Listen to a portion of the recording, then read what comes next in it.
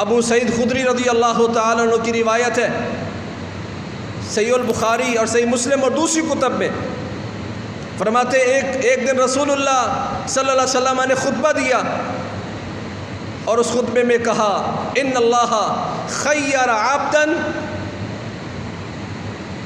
بین الدنیا و بین ما عنده فاختار ذلك العبد ما عند اللہ۔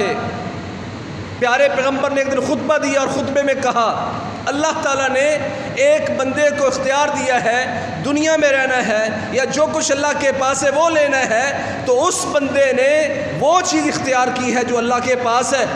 خطبہ تو پیارے پیغمبر نے سارے صحابہ کے سامنے دیا، پر ایک بزرگ بیٹھے روئے جا رہے ہیں، ابو بکر بیٹھے روئے جا رہے ہیں، مسلسل رونے کی وجہ سے کہتے ہیں ہم بڑے حیران ہوئے کہ پیارے پیغمبر تو کسی بندے کا واقعہ بیان کر رہے ہیں کہ اللہ نے اس کو اختیار دیا دنیا میں رہنا ہے، یہ اللہ کے پاس جانا ہے، تو اس نے اللہ کے پاس جانے کا انتخاب کیا ہے۔ ابو بکر کیوں رو رہے ہیں؟ فضیلت الشیخ مفتی عبداللطیف اسلامک اسکالر کہتے ہیں بعد میں پتہ چلا کہ اس سے مراد، اس بندے سے مراد رسول اللہ صلی اللہ علیہ وسلم ہے، اور حضرت ابو بکر جو بات سمجھ سکے کسی کو اور سمجھ نہیں آئی، فرماتے ہیں فکان ابو بکر اعلمنا،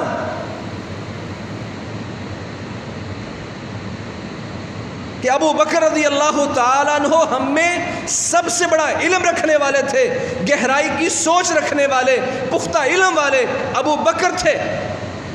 سارے صحابہ موجود ہیں، خطبہ سب کے سامنے ہے، پر ابو بکر بیٹھا رو رہے ہیں، جس بات کی ابو بکر کو سمجھ آئی کسی کو سمجھ نہیں آ سکی۔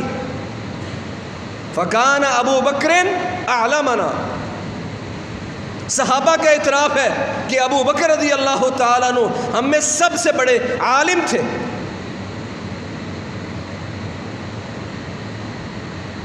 عمر بن عاص رضی اللہ تعالیٰ عنہ غزوہ ذات سلاسل سے واپس آئے ہیں، جیت کے آئے ہیں، تو اللہ کے نبی صلی اللہ علیہ وسلم کے پاس آ کر پوچھنے لگے کہ جب میں اتنا بڑا مارکا کر کے آیا ہوں تو پیارے پیغمبر میرے بارے میں اپنی محبت کے اظہار کریں گے، اور ہو سکتا ہے کہ چونکہ میں غزوہ جیت کے آیا ہوں سب سے زیادہ آپ مجھ سے محبت کرتے ہوں۔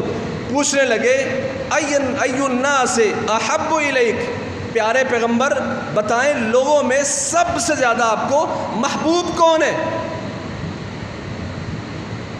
آپ نے فرمایا عائشہ رضی اللہ عنہا۔ تو میں نے پوچھا من الرجال، عائشہ تو عورت ہے، مردوں میں سے آپ کو سب سے زیادہ محبت کس سے ہے؟ آپ کے ہاں سب سے زیادہ محبوب کون ہے؟ فرمایا ابوہا، عائشہ کا بابا ابو بکر مجھے سب سے زیادہ محبوب ہے۔ میں نے پوچھا پھر کون؟ کہا پھر عمر بن خطاب۔ تقسیم پیارے پیغمبر کر کے گئے، اور آج کوئی بڑی جرأت کر کے کہے کہ رسول اللہ صلی اللہ علیہ وسلم کو سب سے محبوب اہل بیت تھے، سب سے افضل اہل بیت تھے، یہ زیادتی ہے۔ اہل بیت کی عزت بڑی ہے، ہمارے ایمان کا حصہ ہے، پر یہ زیادتی ہوگی جو پیارے پیغمبر طے کر کے گئے، مرتبے اللہ کے نبی طے کر کے گئے، فضیلت اللہ کے نبی طے کر کے گئے، درجات اللہ کے نبی طے کر کے گئے، پھر کسی کو اختیار نہیں ہے کہ پیارے پیغمبر محمد کریم صلی اللہ علیہ وسلم کے فرمان کی کاٹ کر کے نیچے والے کو اوپر کر دے۔ اس میں کسی کی تنقیص مراد نہیں ہے، پر جس کو اوپر سے نیچے لایا جا رہا ہے اس کو اوپر کرنا جو اللہ کے نبی کر کے گئے ہیں یہ مقصود ہے۔ یا رسول اللہ سب سے زیادہ محبوب کون ہے؟ فرمایا عائشہ۔ مردوں میں سے کون ہے؟ کہا عائشہ کا بابا ابو بکر۔ پھر کون ہے؟ عمر۔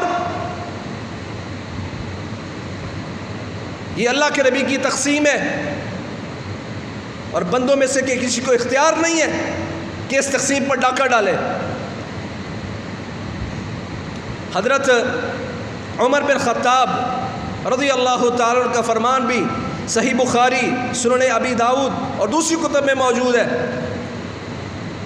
جب بیعت کی بات ہونے لگی، حضرت ابو بکر رضی اللہ تعالیٰ عنہ کی بیعت کی بات ہونے لگی، تو حضرت ابو بکر نے کہا کہ تم ان لوگوں میں سے کسی کی بیعت کر لو۔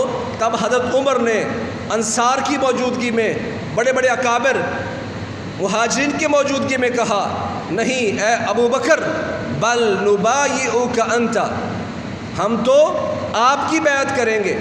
کیوں آپ کی بیعت کریں گے؟ اس لیے کہ آپ انت سیدنا و خیرنا و احبنا الی رسول اللہ صلی اللہ علیہ وسلم، آپ کی بیعت اس لیے کرتے ہیں فانت سیدنا و خیرنا و احبنا الی رسول اللہ صلی اللہ علیہ وسلم۔ صحابہ کی موجودگی میں حضرت عمر نے اعلان کیا کہ اس لیے آپ کی بیعت کرتے ہیں کہ آپ ہمارے سردار ہیں، ہم میں سب سے بہتر ہیں اور سب سے زیادہ محبوب ہیں محمد کریم صلی اللہ علیہ وسلم کی طرف۔ ہم سب کے سردار آپ ہیں، ہم میں سب سے بہتر آپ ہیں، اللہ کے نبی کے ہاں سب سے محبوب آپ تھے، اس لیے ہم آپ کی بیعت کریں گے۔ اور کوئی کہے کہ وہ سردار نہیں تھے، وہ بہتر نہیں تھے، وہ اللہ کے نبی کو سب سے زیادہ محبوب نہیں تھے، یہ زیادتی ہے، اور اس کے اختیار کس امت میں سے کسی کو بھی نہیں ہے۔